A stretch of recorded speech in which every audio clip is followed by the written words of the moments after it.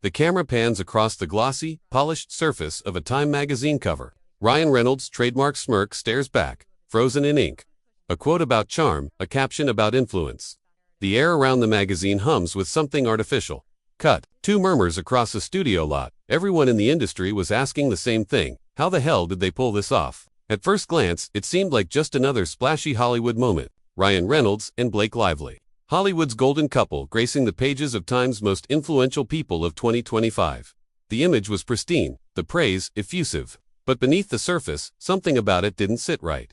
The timing, the narrative, the price tag. They bought that cover, one executive whispered, it's so corrupt. Allegedly, $1 million had changed hands. PR firms, reputation strategists, legal advisors, it was all coordinated, all deliberate. According to insiders, the Lively Reynolds machine had reached out months earlier, funneling the money through intermediaries, paving the way for a strategic narrative reboot. It wasn't recognition, it was redemption. Because behind the curtains of glamour, a storm had been building. The Justin Baldoni lawsuit. Rumors swirling about a tense, divided set. Whispers about a failed cover dash-up.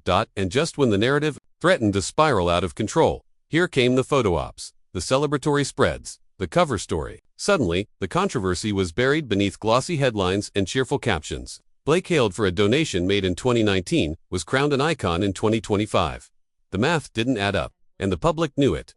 Online, the backlash exploded. Made a donation 6 years ago, one commentator wrote, and now she's one of the most influential people in the world. Please? It didn't help that the same week, the Time cover dropped. New details about Baldoni's lawsuit began circulating, again details that implicated both Blake and Ryan far more directly than anyone expected. And just like that, the magazine that once symbolized journalistic integrity had become ground zero for Hollywood's latest manipulation scandal. But this wasn't just about one couple. The story ran deeper, because Time magazine, once fiercely independent, was now owned by Salesforce billionaire Mark Benioff, executive known more for Silicon Valley shakeups than editorial discretion, and Benioff's alleged ties to Ari Amin, ultimate power broker, and Ryan Reynolds, longtime agent. Trace serious questions about how much of the Time list was editorial and how much was PR fiction. They were all at the same parties, the same fundraisers, the same backdoor dinners where influence is traded like currency. They put Ryan and Blake on that list because it kept the machine running, an insider said.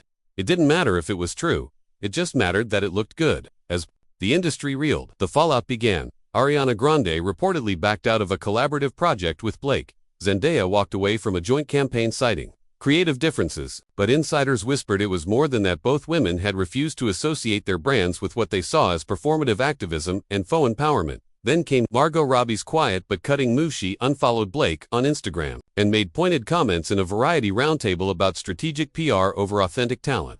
Emma Stone declined an endorsement deal with Ryan's company, Maximum Effort. Even Dwayne "The Rock" Johnson, once Ryan's frequent co-star, reportedly ghosted future collaborations. It's not just about the list, one executive explained. It's about who they stepped on to get there. Ryan's image, bulletproof, began to crack. His charm felt rehearsed. His jokes felt hollow. His entire nice guy persona started to resemble more of a costume than a character. For those who had worked with him behind the scenes, the shift was no surprise. Ryan is a performer, one crew member said, and sometimes that performance never turns off. But behind every glossy photo, every filtered post, and every charming soundbite, there was a deeper question echoing louder each day. What were they really trying to hide? The silence after the Time magazine backlash was deafening, not from the public who were loud, skeptical, and increasingly fed up, from the studios, the agencies, and the PR firms who had long protected Ryan Reynolds and Blake Lively like royalty, but royalty was beginning to rot. Behind closed doors, Disney executives gathered for a string of emergency meetings.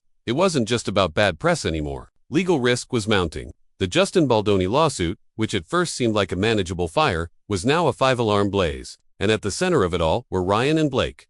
Insiders say the couple moved quickly, leveraging every connection, every favor. Ryan allegedly reminded Disney how much he was worth, how Deadpool had become one of their most valuable franchises. "We're your billion-dollar face," he reportedly told an executive in a closed-door call. But that same executive was holding a confidential memo in his hands. Allegations of manipulation, contradictory testimonies from crew members, and damning an internal tip suggesting Blake's PR team had actively worked to smear Baldoni behind the scenes. It was a game of corporate chess, and the Queen and King were no longer safe. Ryan's people flooded the press with soft-focus interviews and curated soundbites about family life and marketing genius. Blake's team pushed features about her fashion ventures and lifestyle brand. Every click, every headline was an attempt to smother the fire, but the fire wouldn't go out. Zendaya's withdrawal from a joint project had already sent tremors through the talent world. When Margot Robbie followed suit, first quietly, then with a public statement blasting manipulative PR strategies, the tremors turned into an earthquake. One by one, the industry's top women began stepping back. Ariana, Zendaya, Stone, even Olivia Colman, who had once praised Blake's humanitarian work, reportedly distanced herself. It's not that she's evil, one insider said, it's that she's calculating and people are starting to see through it. It wasn't just the actresses. Crew members, lighting techs, PAs, even hair and makeup began telling their stories off record. One described Blake as relentlessly difficult, adding, "She doesn't apologize. She rewrites the narrative." Another summed it up more bluntly, "She plays victim, but she controls the room." Meanwhile, Ryan's charm offensive began to feel like a last-ditch act. Friends noticed he was still funny, still quick with a smile, but the warmth was gone. "It's like he's performing sincerity," one director said. "It used to feel effortless. Now it feels ... transactional." Behind the cameras, the couple's teams scrambled. Their publicist had a plan. One that involved scapegoating Baldoni completely. "We shift the attention," one email allegedly read. "Make it about his ego, his volatility. Keep Ryan and Blake clean." Sources claimed press outlets were handpicked to run softened versions of the story. Baldoni was framed as a liability. Meanwhile, the Lively Reynolds image was reinforced as America's sweethearts, that it was clever, ruthless, and it almost worked, until a crew member broke the silence. She had worked on set throughout the production, seen the dynamics firsthand. Her testimony contradicted everything the couple had claimed, especially Blake's portrayal of an intimate scene with Baldoni's friend. "It was professional," she told investigators. "There was nothing wrong with it, but the way Blake described it, it was twisted." Her words cracked open the entire operation. Suddenly, everything was on the table. More crew members spoke up. Documents began circulating. Someone leaked strategy emails. Others claimed Blake's PR rep had blacklisted dissenters, threatening careers to keep the official story intact.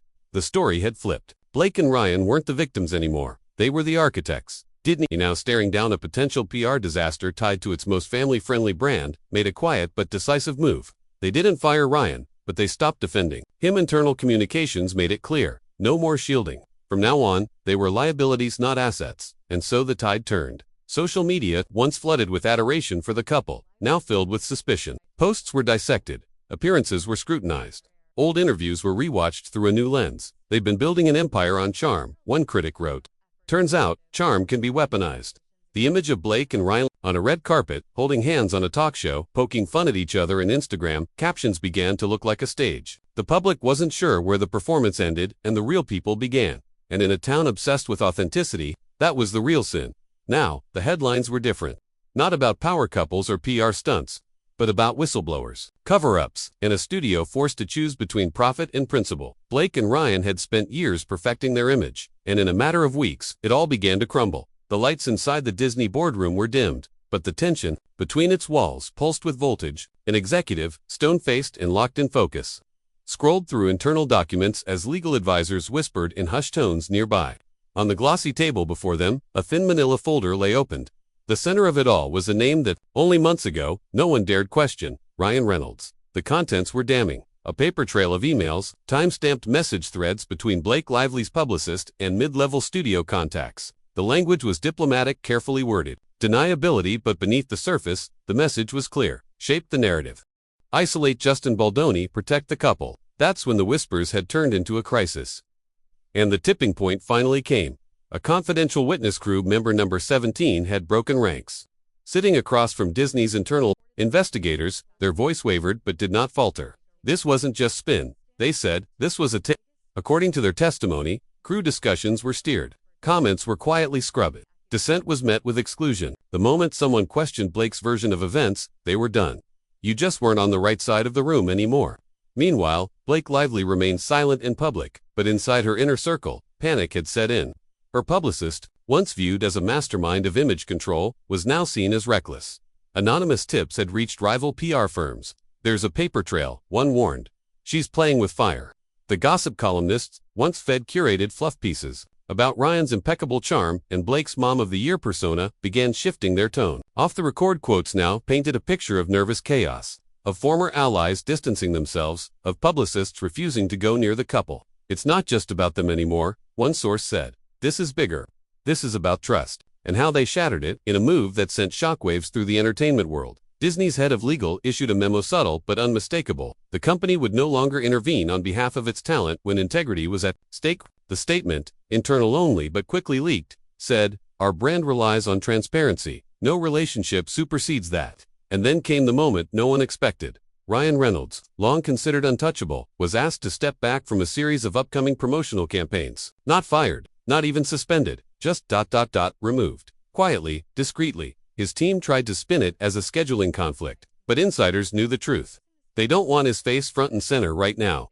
One marketing insider revealed, he's radioactive. At home, the couple's fortress seemed to be crumbling. 2. Friends who once filled their parties in Bedford stopped replying to texts. Blake's Instagram, usually a highlight reel of family moments and playful jabs at Ryan, went dark for 3 days. When she finally posted, it was a cryptic quote about reinvention and truth. Justin Baldoni, meanwhile, stayed quiet. His legal team declined to comment, but sources say they're preparing. The tide has turned, one insider said, and he's going to let the truth speak for itself. In private, Reynolds reportedly called a former confidant, frustrated and on edge. "I tried everything," he said, "but I can't control the press anymore. I can't even control the narrative in my own house." Back at Disney, a junior executive asked the room, "So what happens next?" The answer came from a grizzled VP, long accustomed to Hollywood's cycles of power and scandal. "Now we wait, we see who else steps forward."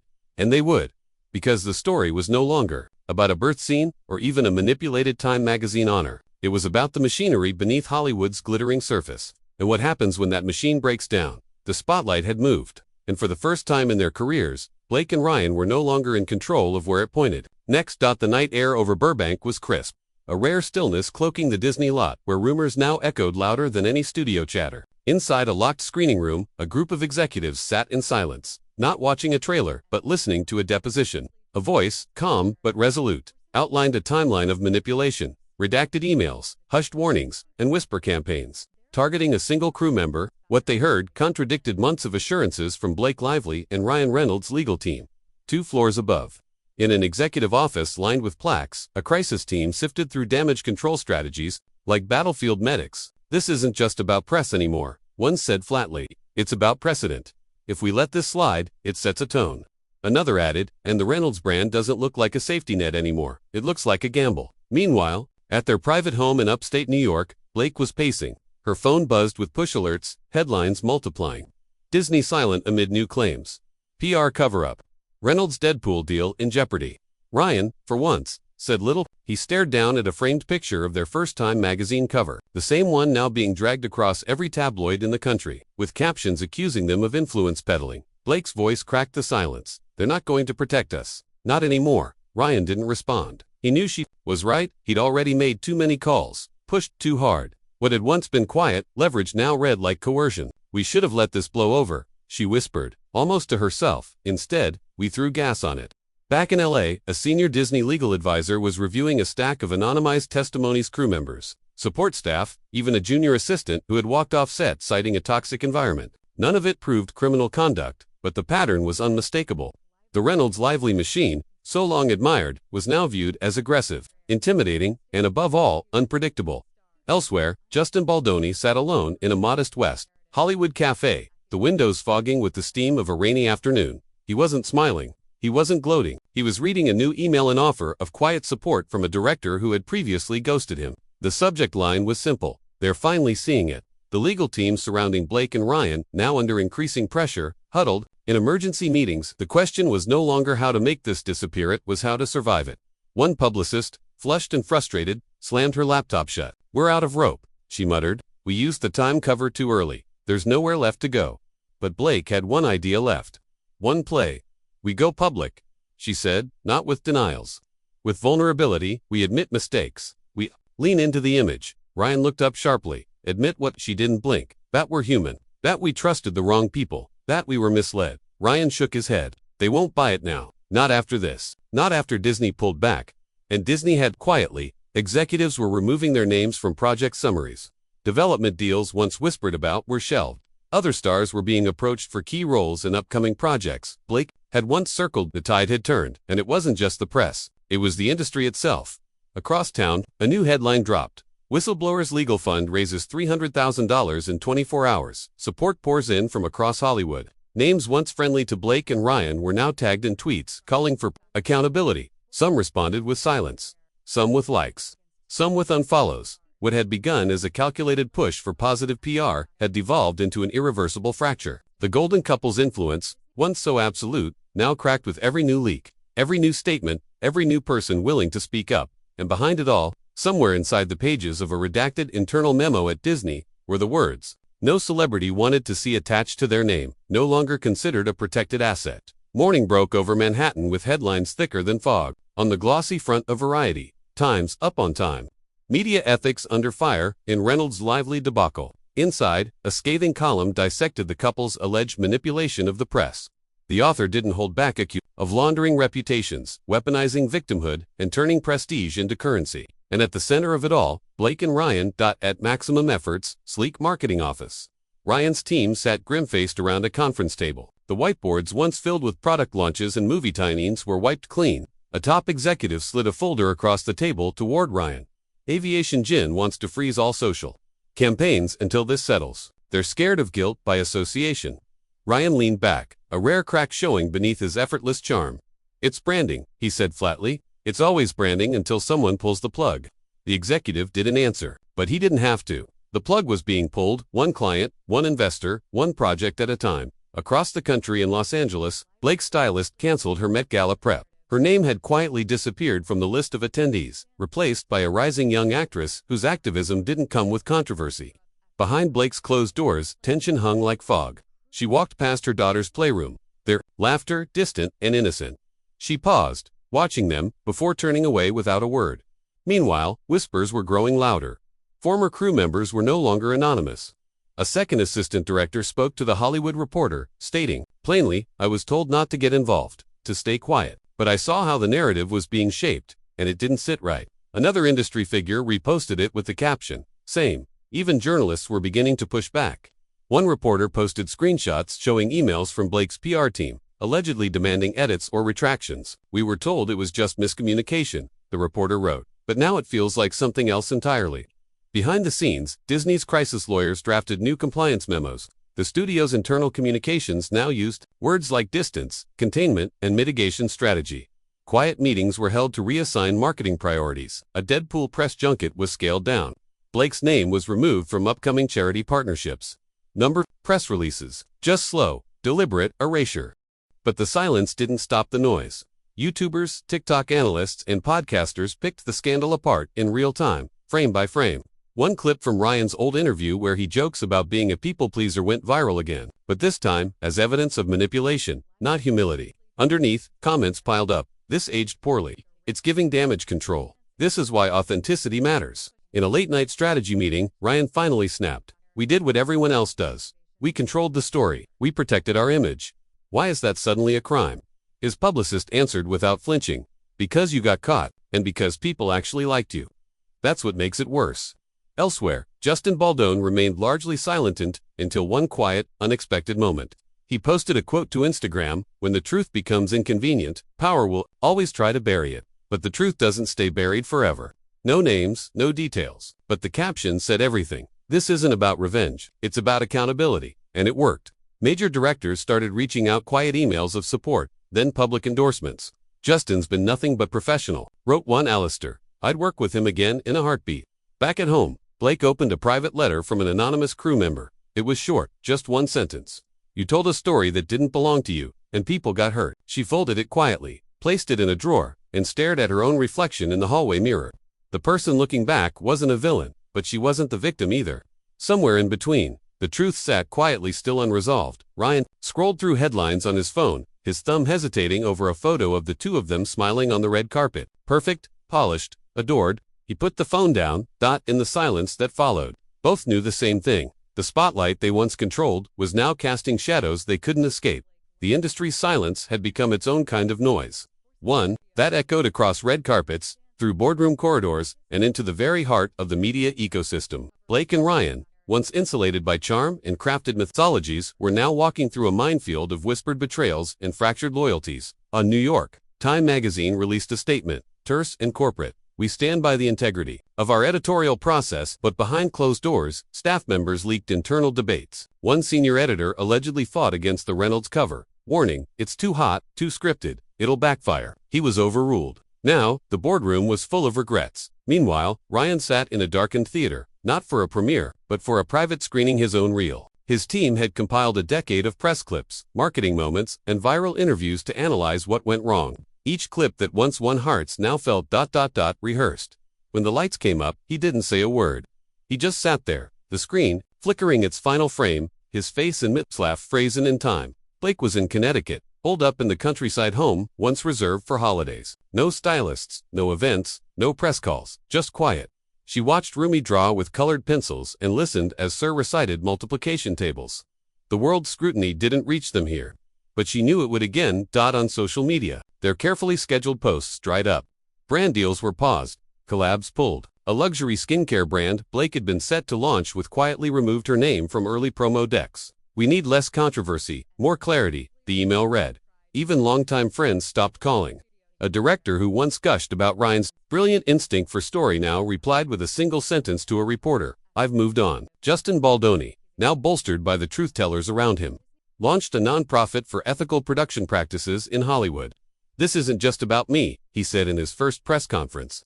"This is about dismantling the culture of silence and making room for fairness for everyone behind the scenes." The applause was deafening. That night, #supporting Baldoni trended worldwide. Back at Disney, a quiet memo circulated internally. All promotional materials involving Ryan Reynolds must receive direct legal review. There were no firings, no public rebukes, but the ice had thickened, and Hollywood understood what that meant. At home, Ryan poured himself a drink of Ayashin gin. Still his hey looked at the bottle. The same branding he once used to win over millions now felt like a mask. Blake joined him on the porch. They said nothing. There was nothing left to spin. Later that night, a letter arrived, unmarked, no sender. It read, "In the end, your greatest role was pretending nothing ever touched. But everything did, and now the world sees." They folded the letter, put it in a drawer. Next to the last one, a week later, a journalist published a final nail in the PR coffin, a tell-all from a former publicist on their team. The piece was titled simply, "The Fall of the Image." And with that, the curtain fell. No closing credits, no applause, just silence. And in Hollywood, that's the loudest sound of all.